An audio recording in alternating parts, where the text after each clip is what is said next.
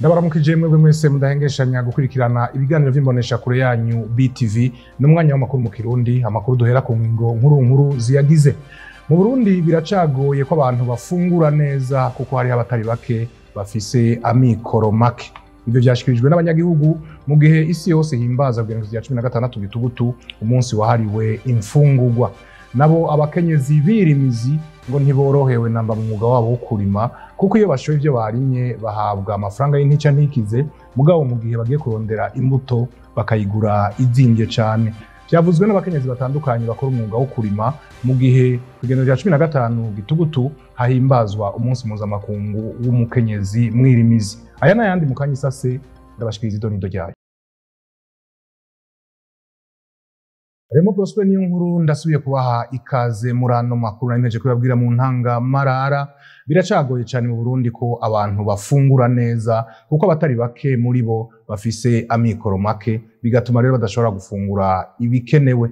Ivyo vyashikirijwe n'abarundi batandukanye mu gihe hariko hahimbazwa umunsi mpuzamakungu wahariwe imfungurwa. Uyo nawo ukaba usanzwe uhimbazwa kw'igenekerezo rya 16 Gitugutu uko umwaka utashe. Arlette Mugisha. Mu gihe uno munsi igenekerezo rya 16 Gitugutu hahimbaje umunsi mpuzamakungu wahariwe gufungura neza, abene gihugu twaganiriye bemeza ko gufungura neza bikigoye hano mu Burundi ngo kuko amikoro ari make kandi n'ibintu vyazimvye n'ubumenyi bujanye no gufungura neza akaba ari buke. So ufise ibihumbi 2 ugende kugura umwembe, uzo ufise ibihumbi 2 ugende kugura ivoka, habwo wiruka nka kurondera ubunga n'inusu y'ibiharagi.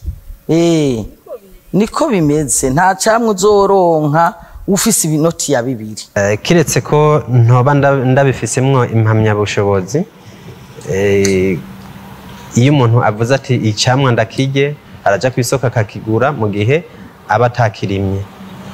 Rero haba hakenewe inyigisho kuba bifitiye impamya bushobozi. Ikijanye n'ivyamwa birima bake, ni bake rero biyumvira ngo baje kubigura mu isoko bamenye navyo kuba umubiri ubikeneye. Bagasaba leta ko yogwiza inyigisho zijanye no gufungura neza, bagwize n'imbuto z'ivyamwa mu bantu kuko ari vyo bizimvye kurusha ibindi muri ya migwi 3 y'ifungurwa. Ico novuga nk'umwene gihugu nosaba leta, hasanzwe hari umugambi twama dukurikirana bavuga ewe Burundi urambaye wo gutera ibiti. Nuko muri uwo mugambi bo leta yoshiramwo ibijanye n'ivyamwa kumbure mu ngo canke mu bene gihugu bakaba bafise amatongo canke impangu zagutse bagashobora gushiraho ivyo vyamwa kugira bishobore kuza birabafasha mu gufungura neza. Nazobura inusu y'ibiharage abura amakara y'amajana 5 ntagiteka ibiharage, hanyuma ngo agiye kugura icamwa kigura iki ntagira haraza abana unasikia bitakuwaye ni Mungu tu abereka ivyo bokora mu mashira hamwe kugira nabo baronka ivyo bafungura. Mwamenya ko uwo munsi mpuzamakungu hano mu Burundi uri kuhimbarizwa mu ntara ya Kirundo.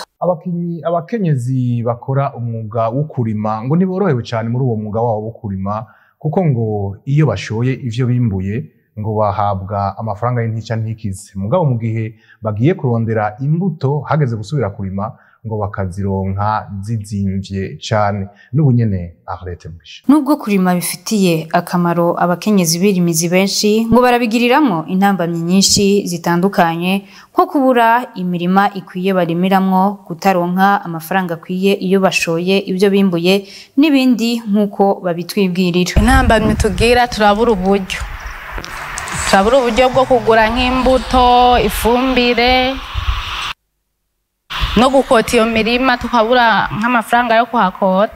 Nk'ubu mvuye aha mu murima nkashora ibintu bacama ngo we ngo nivyo wirimiye ngo uri kuratuzima, gaca bampa amahera make nibibuke ko jewe nahakosa amafaranga, imbuto nkayigura amafaranga, kumbure hari igihe nshiramo n'umukozi akafasha bivanye nuko mba narusha. Urazi hari igihe uba wibungenze canke nyene ukaruha ugashaka gushiramo umuntu agufasha, aho hose ukabikoresha amafaranga. Turagurisha nyene mugabo nk'abantu barimaga babagurisa barima ahantu haniniya, none nk'akara we nuko kameza kanogagurisha. Rero ntabwo ni byo gutunga umuryango n'umuryango wanje hari igihe bitanamukwira, ariko rero kubera tutabika imbuto bica bisaba ko tubijya bigahera hama tukaca tongera tukagura ibindi ibi novuga yuko iki kiro cy'ibiharage nakiguze 6,500 kiro kimwe hari n'ububika agasaga byabaye nk'ifu byabunzwe turagura nyene murabo nyene babisiganye bizimvye ko nta kundi twoke. Bagasaba leta ko yoza irabafasha mu kubaronsaho baza barasaba utudeni kugira ngo boroherwe mu kazi kabo. Nuko yo turonsaho turima ikavuga ati hana haba abarimye reka baze baririmira. Yego amatwara turakubyo dofungurira abana. Atebwe dutiza amashure biratugora.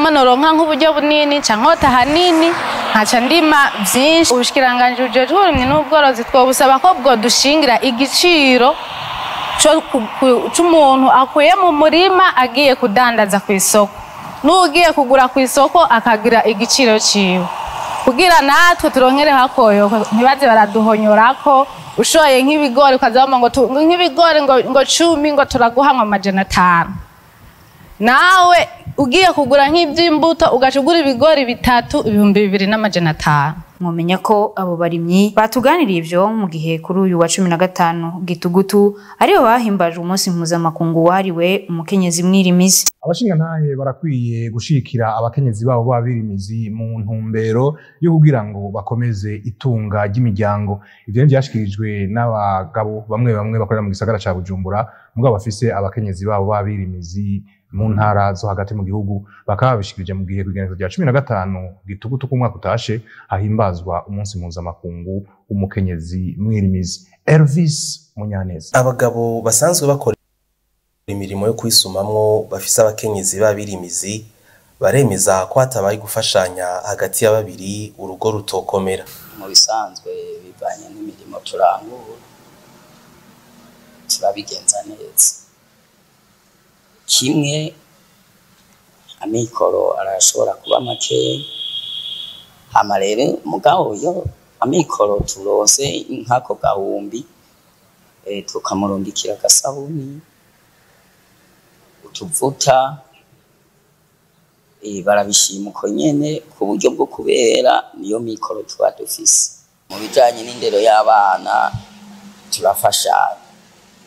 turafashanya mu bijanye no kwishuri narose no kuvuga ndatanga amahera yo kwishuri nkabagurira ibikoresho maniforome hama rero hanye niyo hagize ico atsitara aravuga ati burya rero niwagura niforome ndafise 5,000 uraraba yuko uza kongerera. Aje mu mirimo ya misi yose kubera tuvanye n'umufasha twumvikana jewe mugemba naje guhiga ubuzima ngayika je mu gihe yo narose ikintu ndaheza nkamubarira ko ico cyabonetse abari gikenewe akambarira mbonye ari gikunda avuga ati birakunda ama nkaheze tugafashanya mu rugo.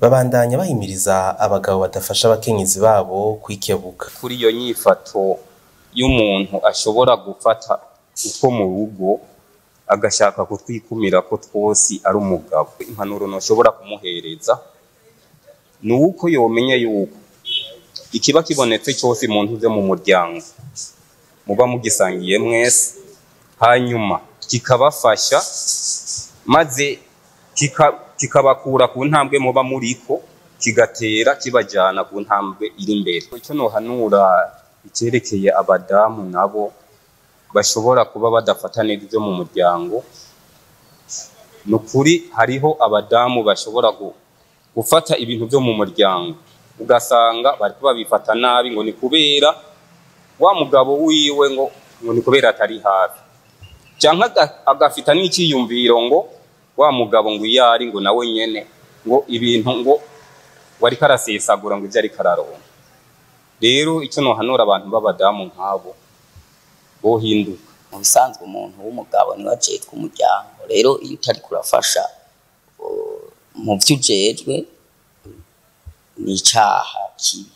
Ivyo babivuze mu gihe igenekerezo ya 15 gitugutu hahimbazwa umunsi mpuzamakungu hariwe umukenyezi w'umwirimizi. Abarundi bategerezwa kwitwararika gukaraba amaboko kenshi gashoboka mu ntumbero yo kwikingira ingwara zitandukanye.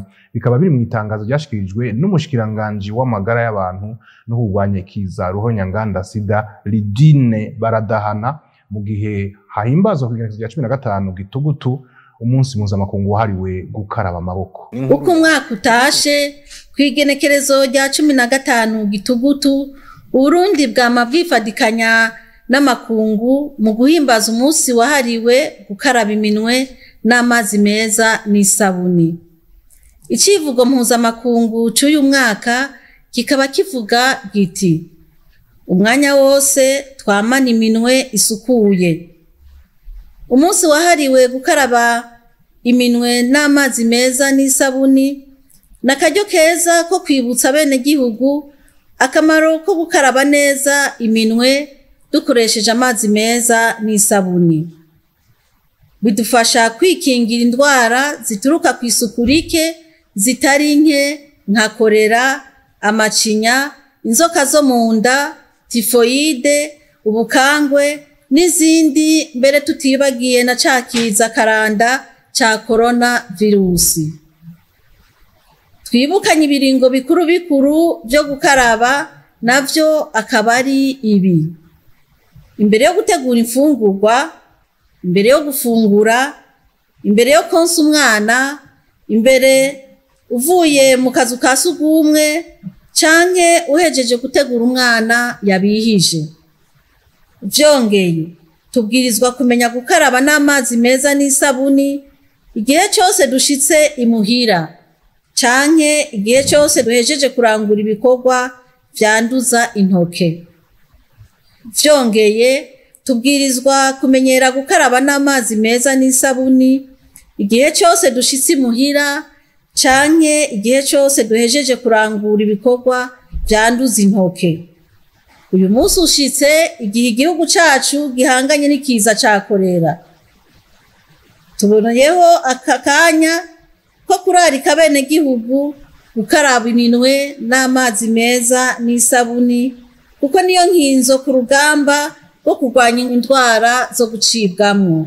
Umugwi Victoria Team usanzwe uririmba indirimbo mpimbazamana umenyesha ko ufise ibikorwa byinshi uri kurakorera mu gihugu cy'u Rwanda iyo basanzwe bari, hakaba harimo mbere no kumenyekanisha ibikorwa vyabo vya minsi yose. Ange Negrita irakoze. Umugwi uririmba indirimbo zo guhimbaza Imana Victoria Team uri mu gihugu cy'u Rwanda, aho wagiye kumenyekanisha igikorwa baheruka gusohora c'indirimbo nkoresha Media Tour mu rurimi rw'icongereza basohoranye n'umuririmvyikazi wo mu Rwanda Gaby Kamanzi.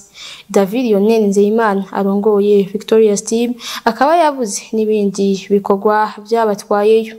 Urugendo twagiyemwo rwo mu Rwanda ruko ruragenda neza cyane, turabishimira Imana. Tumazeyo almost 2 weeks. Twishimira Imana kuko biragenda neza. Twagiye muri Media Tour, kubera Media Tour kubera ko duheruka gusohora indirimbo yitwa Nkoresha turi kumwe n'umurinzi wo mu Rwanda yitwa Gaby Kamanzi. Twajino amamedia menshi amaze kubitubaza, rero amwe muri yo turamaze kuyashika ko byesike widukorana n'umuririmzi twayiririmbanye.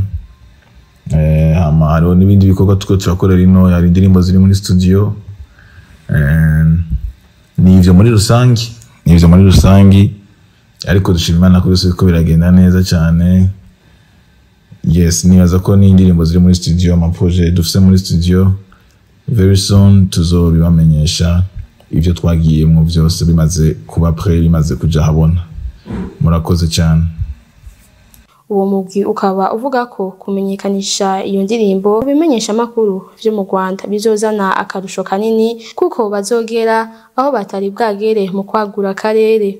Uwo mugwi ukaba umaze indwi zirenga 2 muri ico gihugu. Amakuru yacu kuri BTV tuyarangiriza amakuru avugwa mu bijanye n'inkino twateguriwe na Gilles Verne Nakimana. Umugwi w'abantu batatu bamaze gushanga mu Burundi bakabaje gutegura urugendo gurongo ishirahamwe ry'umupira w'amaguru ku isi FIFA Gianni Infantino ruzoba kuri no gatandatu genekerezo rya 2024 gitugutu mwaka 2026. Uwo mugwi ukabugizwe na Ndayishimiye Davis arongoye ibiro vy'akarere bijejwe iterambere ry'umupira w'amaguru akorera i Kigali, hamwe na Sixbert Habimana ajejwe iterambere ry'umupira w'amaguru akorera i Kigali, hamwe na Bafatu Binetu akorera i Paris mu gihugu c'Ubufaransa. Bakaba bakiriwe n'urongo ishirahamwe ry'umupira w'amaguru mu Burundi Alexandre Muyenge, hamwe n'umunyamabanga ntayegayezwa mu ishirahamwe ry'umupira w'amaguru mu Burundi FFB. Akabaje ngo barategura bimwe bimwe bizoganirwa hamwe n'urongo ishirahamwe ry'umupira w'amaguru ku isi. Ihiganwa rya Primus League ryari kuri rabananya ku nshuro yaryo igira 9, akaba harabaye inkino zitari nke, aho hari nk'inkino zari zitezwe n'abatari bake. Aha twovuga nk'urukino rwahuje umugwi wa Frambody Centre n'umugwi wa Bumamuru,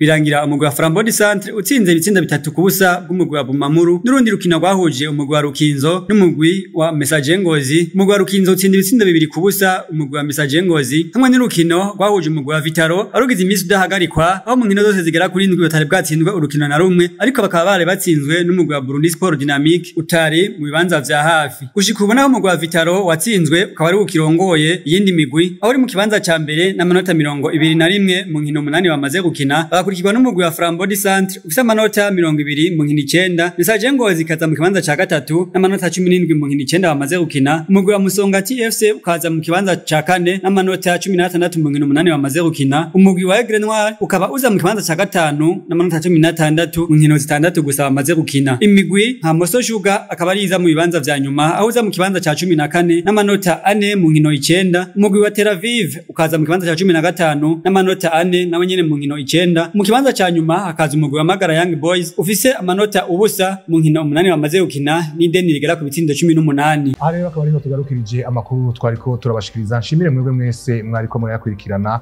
nshimire bagenzanje bari mu ruganda rw'amakuru bamfashije kuyatororokanya no kuyatosora kugeza aho ndabashikiriza.